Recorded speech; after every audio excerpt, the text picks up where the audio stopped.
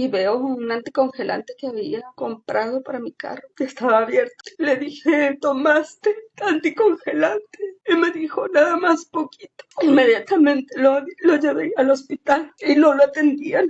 Hasta el guardia se desesperó y les tocaba la ventana y les decía que lo atendieran, por favor. Pasó una hora y no lo atendieron. A mi hijo le diagnosticaron esquizofrenia a los 16 años. Él fue mi primer hijo, lo tuve a los 17 años, muy joven. Yo como mamá vi que mi hijo era muy retraído, incluso en la escuela primaria, las maestras desde el primer año, desde los 6 añitos, pedían que lo llevara con una psicóloga, porque era un niño muy retraído, casi no hablaba con nadie, no quería salir a jugar.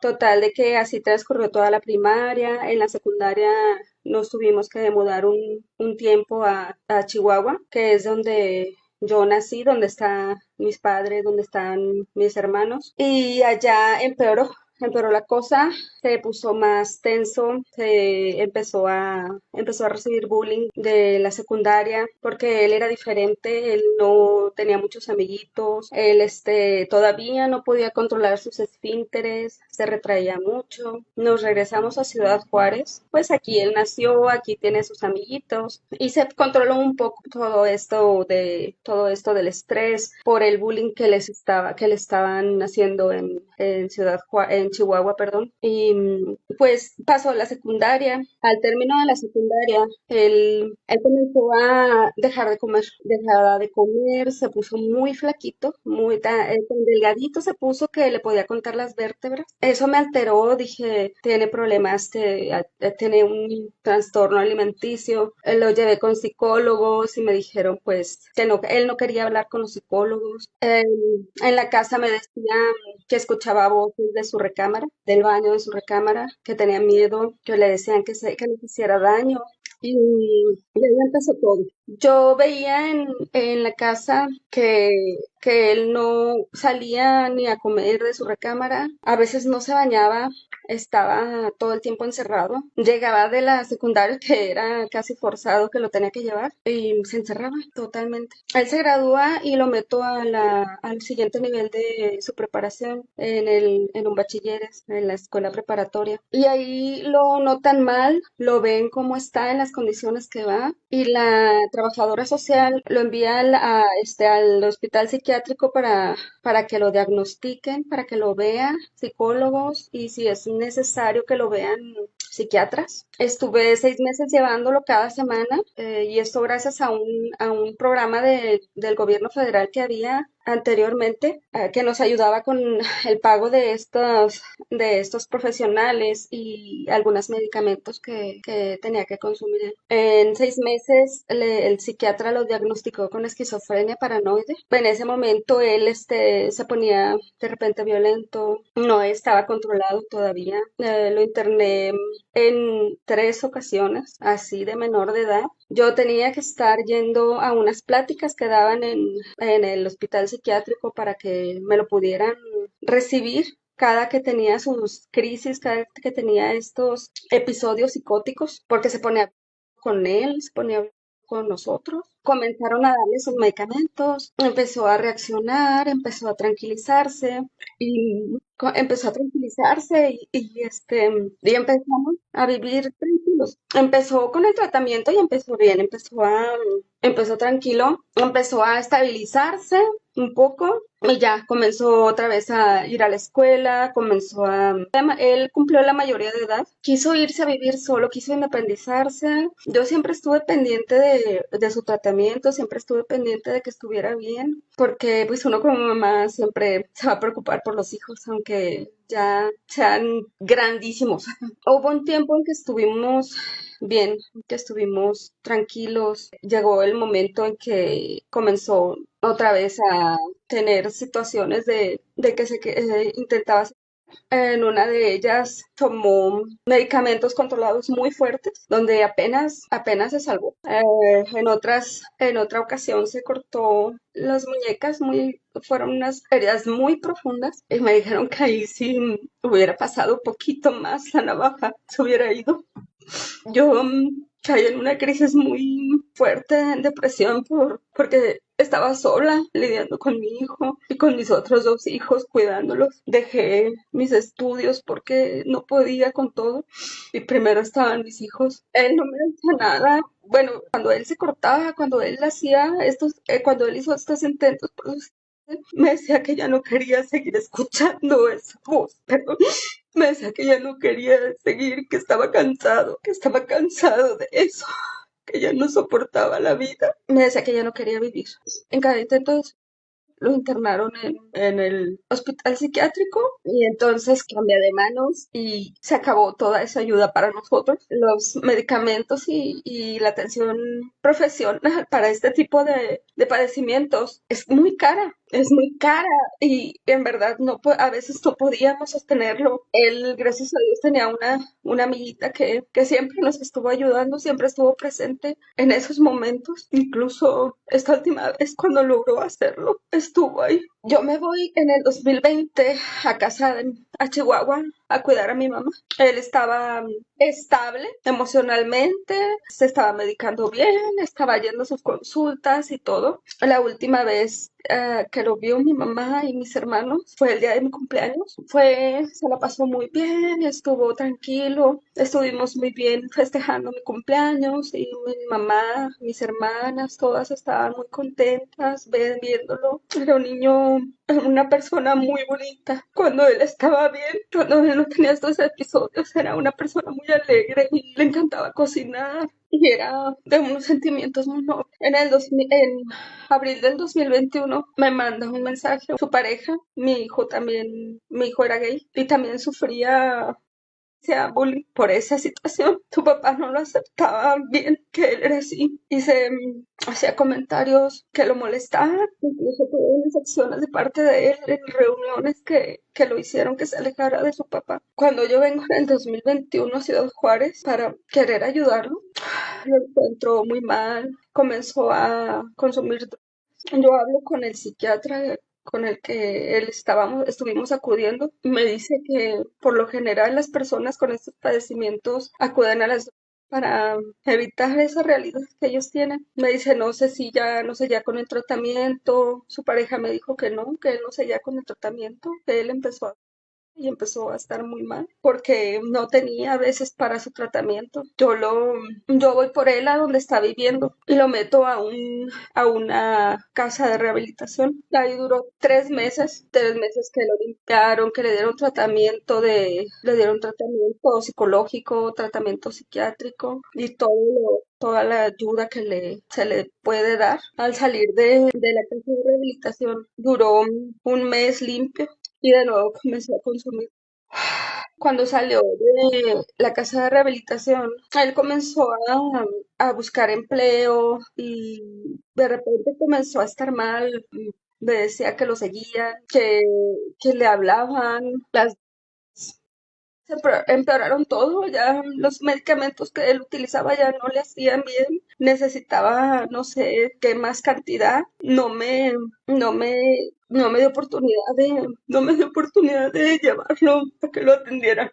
Un día que estaba yo en el trabajo, estaba mi hijo en un trabajo que tenía él, en un bar, estuvo trabajando, y me habla y me dice que a veces se siente mal, que si voy por él, estaba un poco lejos de la casa, y le dije que se viniera, que yo le pagaba el transporte, y ya llegó a la casa y empezó a hablar, y se mantuvo toda la noche despierto, me mandó muchos mensajes, y yo cuando desperté en la mañana para irme a trabajar, que me estaba listando, hablé con él, le dije que se estuviera tranquilo, que todo iba a salir bien, que yo lo iba a ayudar como fuera posible como sea, que haría lo que fuera para ayudarlo, para que lo atendieran, que se estuviera tranquilo, que tratara de dormir. Sin embargo, se había, no podía dormir. Me voy al trabajo, se queda su hermano más menor, su hermano más chico con él, y me estuvo mandando mensajes en el transcurso del día. A las 12 del día dejó de mandarme mensajes. Me dice mi hijo, el menor, que había dejado a su hermano ahí en la casa, que no habían encontrado las llaves de él, que se había llevado las otras llaves, pero que lo había dejado acostado. Yo me quedé con que se había quedado dormido ese día. ya no volvió a mandarme mensajes. A mediodía me habla mi hija, también me dice que me pide el carro, me dice que necesita llevarlos a los niños al doctor. Se lleva el carro, yo me quedo en su casa y mi hijo no contestaba ningún mensaje de los que yo le estaba enviando. Cuando llega mi hija, me voy a la casa, lo encuentro muy alterado. Me dice, se llevaron las llaves, ya hice todo y ustedes me dejaron encerrado y estoy muy enojado. Le dije, ya, tranquilo, por favor, estate en paz. En eso volteo al lado de su cama y veo un anticongelante que había comprado para mi carro, que estaba abierto. Le dije, ¿tomaste anticongelante? Y me dijo, nada más poquito. Inmediatamente lo llevé al hospital. En cuanto llegamos, el guardia nos dejó entrar y no lo atendían. Hasta el guardia se desesperó y les tocaba la ventana y les decía que que había tomado anticongelante, que lo atendieran, por favor. Pasó una hora y no lo atendieron. Yo me desesperé y lo llevé a otro hospital para que lo atendieran. Llegamos al otro hospital, al hospital de la familia, aquí en Ciudad Juárez. Y no lo querían atender porque no pasaba mi tarjeta, no sé por qué razón. No lo quería meter a urgencia. Les dije que ahí se los encargaba, que iba a ir al cajero a sacar los 200 pesos que me pedían para poder atenderlo. Cuando regresé lo tuvieron que ver, ya lo tenían adentro porque había colapsado ahí en la sala de espera. Ahí me estuve un rato esperando, me hicieron firmar muchas cosas de que le iban a hacer estudios, no le hicieron ni siquiera exámenes y después salió un doctor y me dijo que mi hijo nada más que estaba se estaba quitando los catéteres, que me lo llevara. Prácticamente nos echaron. Me lo llevé a la casa, él todavía estaba consciente. Me lo llevé a la casa y yo estaba muy enojada. Le dije, yo le quería dar pastillas de carbón activado para desintoxicarlo, no sabía qué hacer. Hasta le dije que lo iba a grabar para que se viera cuando estuviera bien. Le dije que se fuera a dormir, se fue a su recámara, yo me fui a la mía. De repente empezó a hacer un ruido muy feo que no podía respirar. Me levanté asustada, lo vi tirado con en la nariz, en los oídos. Al servicio de emergencias, llegaron unos policías primero para valorar la situación y después llegaron los paramédicos. Cuando los paramédicos llegan a la casa, intentaron levantarlo del suelo. Él se levantó todavía, empezó a insultar a los policías y a los paramédicos. Los policías se portaron muy bien y los paramédicos igual me dijeron que nada más estaba, que no olía nada, que no había tomado ningún hidrocarburo. Yo le dije, yo vi el recipiente del anticongelante, yo lo tenía cerrado todavía y le faltaba 1 litro. Me dijeron que nada más esperara. Dije, habla a los hospitales, a donde sea, no me importa. Yo no conozco las claves de los paramédicos, pero cada hospital que hablaban le decían que no tenían lugar. Estaba desesperada, no hallaba qué hacer. No podía respirar bien, estaba haciendo ruido muy feo.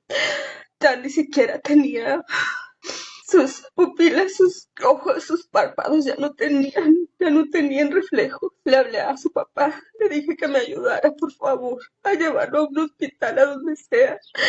Y él llegó y me dijo, tranquila, ha estado, vamos a esperar un rato a ver si se compone. Y yo decía, no, esto no está bien. Me dijo, no está bien, vamos a llevarlo a un hospital. Estábamos buscando un hospital, estuvimos viendo dónde lo aceptaban.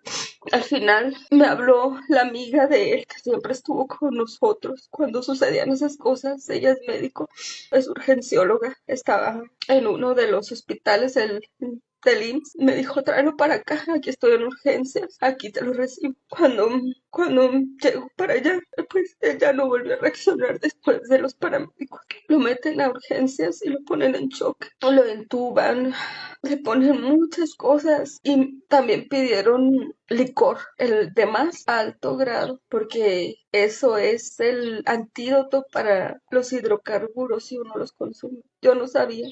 Resulta que él no falleció inmediatamente en la casa porque se había tomado el anticongelante con alcohol. Ahí estuvo toda la noche, ya tenía daño cerebral. Por eso él estaba reaccionando Me dijeron que no tenía no tenía ninguna, que había sido el hidrocarburo lo que había, le empezaba a dañar todos sus órganos. Lo pusieron en coma inducido porque él quería respirar y eso lo hacía, le hacía más daño. Comenzaron a deteriorarse sus riñones, su intestino comenzó a dejar de funcionar, lo subieron a la UCI, todos los días le daban hemodiálisis para a ver si podían quitar la acidez de sus y no pudieron. Se convulsionaba, tenían que interrumpir la hemodiálisis. Y así estuvo 10 días. Al final, por los mismos tubos que tenía en su garganta, le dio neumonía y él falleció. Los médicos me dijeron que la acidez de su sangre nunca se pudo bajar y eso había dañado todos sus órganos, había llegado con daño cerebral y comenzaron a fallar sus riñones y nunca pudieron estabilizarlo, nunca se pudo quitarle la acidez de la sangre. Sí, ese día mi hijo sí tenía la intención de quitarse la vida. Después me di cuenta, viendo sus publicaciones en su página de Facebook, su fotografía de perfil decía casi a 26 años de tragicomedia, pero voy por un final feliz. Los servicios de funeraria también son muy caros, muy altos. Uno de sus tíos nos ayudó a cubrir esto, pero ese servicio que tenía él pagado era de cremación y en caso de homicidio no permiten que se cremen los cuerpos. No, que el poder divino nos permitió que hiciéramos eso. Me hicieron la investigación en la fiscalía, esto todo se investiga y lo cremamos. Su ceremonia de inhumación fue el día de su cumpleaños.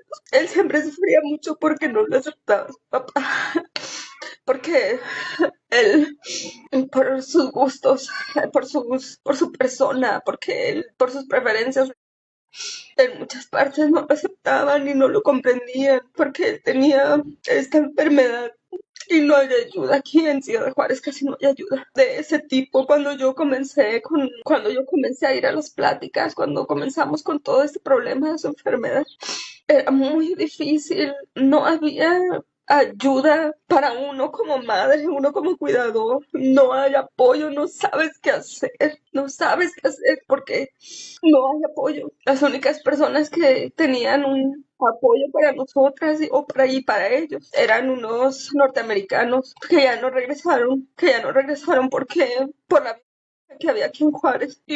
Así como yo, hay muchas mamás aquí en Ciudad Juárez que necesitan ese apoyo y nos quitaron ese apoyo totalmente.